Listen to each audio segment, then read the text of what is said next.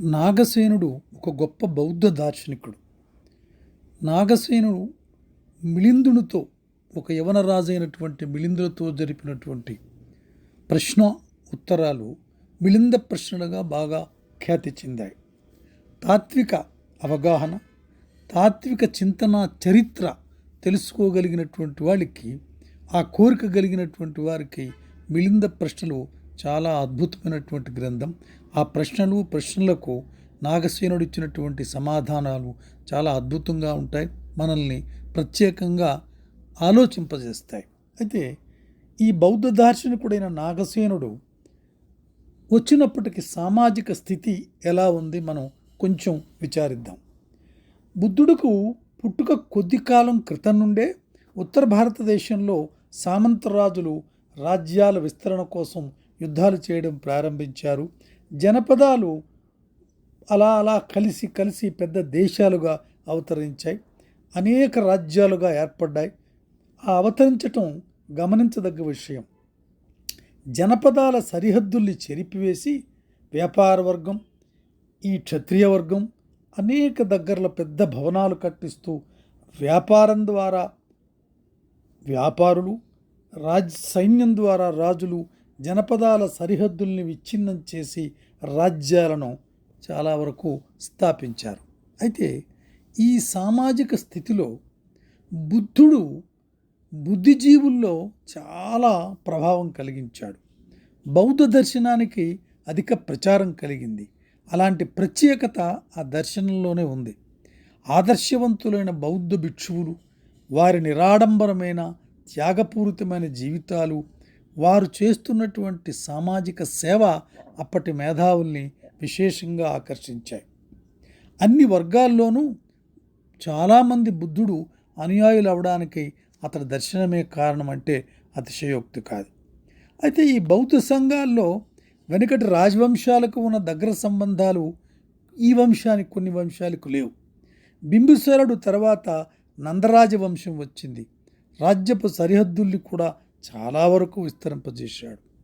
బుద్ధుడి జీవిత కాలంలోనే మగధలో బౌద్ధ ధర్మం బాగా ప్రచారణ పొందింది, రాజధర్మంగా అభివృద్ధి చెందింది. ఈ విధంగా మగధ రాజ్య విస్తరణతో పాటు బౌద్ధ ధర్మం కూడా విస్తరణ పొందింది.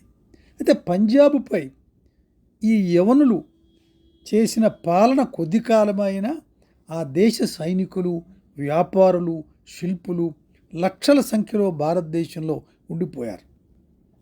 అభిమానవంతులైన ఈ మ్లేచ్చుల్ని భారతీయుల్ని చేయడంలో బౌద్ధం ముందు పీటలో నిలబడింది. యవనుడైన వినాందర్, శకుడైన కనిష్కుడు బౌద్ధమతాన్ని స్వీకరించటం ఆకస్మిక సంఘటన కాదు. జనపదాలు రాజ్యాలుగా పరిణతి పొందడానికి, మ్లేచ్చులు భారతీయులుగా రూపాంతరం చెందడానికి బౌద్ధ ధర్మం ప్రభావం ఎంతో పనిచేసింది. అయితే ఇక్కడ ఈ యవన భారతీయ దర్శనాల సమాగమం నాగసేనుడు సమకాలీనమైనటువంటి ఒక సామాజిక నేపథ్యం. నాగసేనుడి జీవితాన్ని పరిశీలించినట్టయితే మిలింద ప్రశ్నలో కొంత సమాచారం లభిస్తుంది. పంజాబు ప్రాంతం, గ్రామం పేరు కజంగల్. అక్కడ బ్రాహ్మణుడి ఇంట నాగసేనుడు జన్మించాడు. తండ్రి ఇంట బాల్యంలోనే అతడు వేద విద్యల్ని, వ్యాకరణాన్ని అన్నిటినీ అభ్యాసం చేశాడు. అయితే ఆయనకు అక్కడే రోహనుడు అనేటటువంటి ఒక భిక్షువు నాగసేనుడికి పరిచయం అయ్యాడు. ఈ బౌద్ధ భిక్షువు గొప్ప విద్వాంసుడు. ఇతడి కారణంగానే నాగసేనుడు బౌద్ధ ధర్మం వైపు ఆకర్షితమయ్యాడు. నాగసేనుడు రోహిణుడికి శిష్యుడయ్యాడు. గురు శిష్యులు ఇద్దరూ విజృంభిస్తూ ఉండగా హిమాలయాల్లోని రక్షితలమన్న ప్రదేశానికి వెళ్ళారు.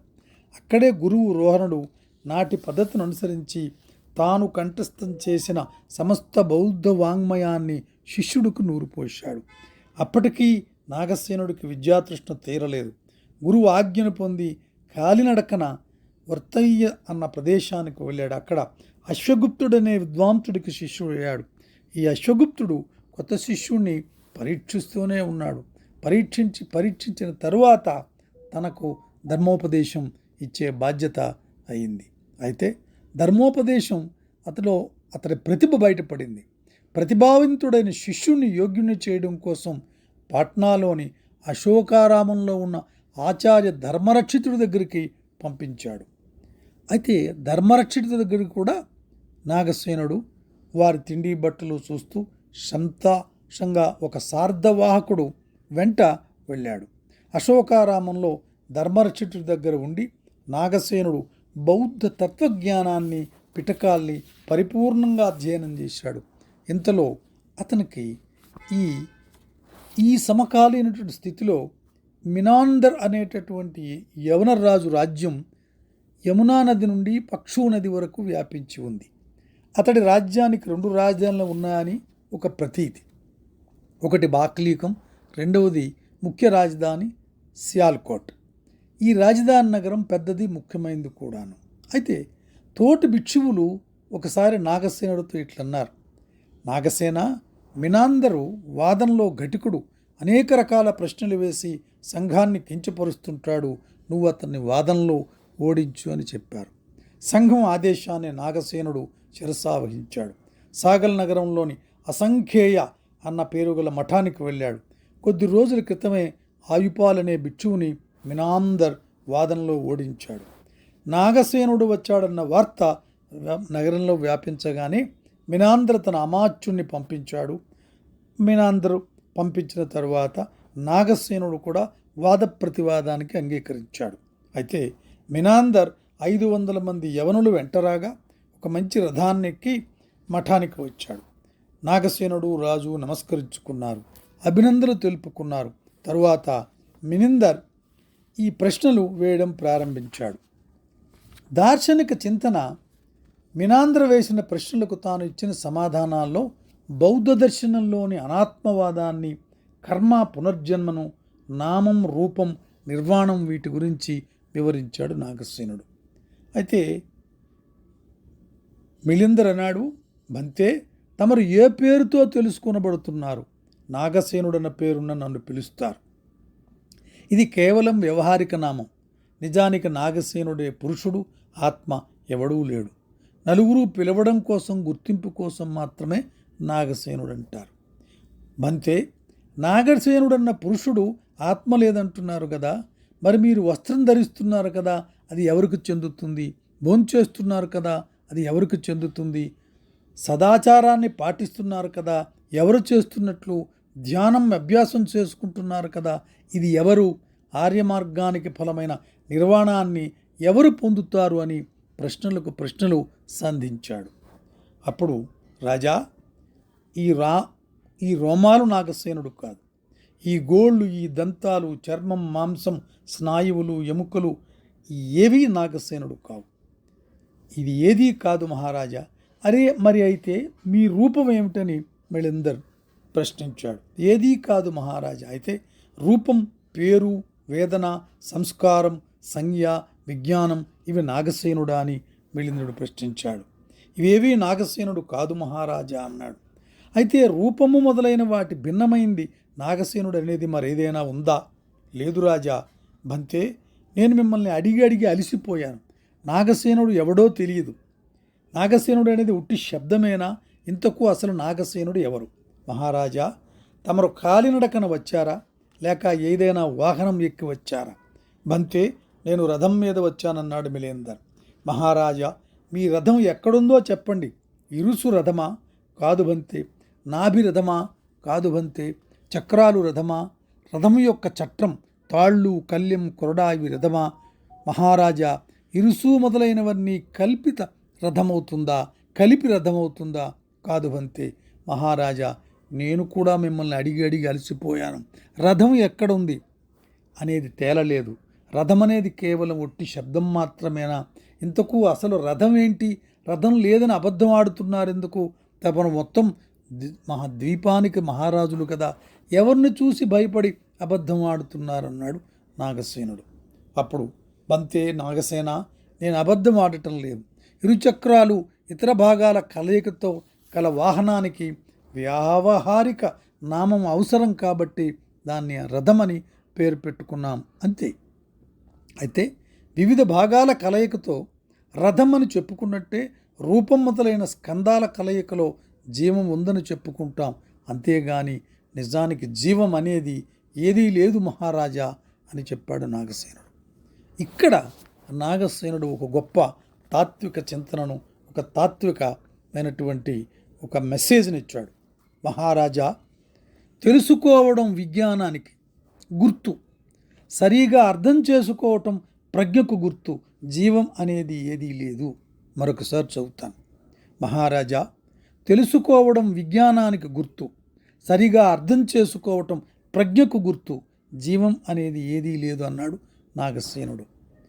అప్పుడు మిళిందుడన్నాడు, జీవం అనేది ఏదీ లేదంటున్నారు కదా, మనలో ఉండి కంటి ద్వారా రూపాల్ని చూసేదేమిటి, శబ్దాల్ని వినేదేమిటి, వాసనలను చూసేదేమిటి, రుచిని చూసేదేమిటి, స్పర్శను పొందేదేమిటి, మనసు ద్వారా విషయాలను అర్థం చేసుకునేదేమిటి అని అన్నాడు. అప్పుడు నాగసేనుడు అన్నాడు, మహారాజా, మీరు చెప్పినట్లు శరీరానికి భిన్నమైందొకటి, జీవం శరీరంలో ఉండి కంటి ద్వారా దృశ్యాన్ని చూస్తూ ఉన్నదనుకుంటే కంటిని పీకేస్తే అది పెద్ద రంధ్రం నుండి అది మరి కూడా స్పష్టంగా చూడాలి కదా.